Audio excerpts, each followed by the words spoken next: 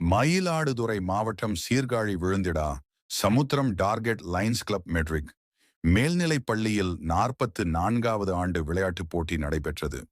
Sirkazhi கைகாட்டியிலிருந்து Olympic சுடர் ஏற்றப்பட்டு Olympic சுடரை பள்ளி மாணவர்கள் சீர்காழியில் உள்ள முக்கிய பகுதிகளில் கையில் பிடித்த வண்ணம் ஓடி வந்து பள்ளி விளையாட்டு மைதானத்தை வந்தடைந்தனர். பின்பு சிறப்பு விருந்தினர் எஸ். முரளிதரன் தேசிய கொடியை ஏற்றி நிகழ்ச்சியை துவக்கி வைத்தார். போட்டியில் வெற்றி பெற்ற மாணவர்களுக்கு சிறப்பு விருந்தினர்கள், பள்ளி நிறுவன தலைவர், முக்கிய ஆசிரியர்கள் சான்றிதழ்களை வழங்கினார்கள். மாணவர்களின் சிறப்பு நடன நிகழ்ச்சி ஆசிரியர்கள் பெற்றோர்களை கவரும் வண்ணம் இருந்தது.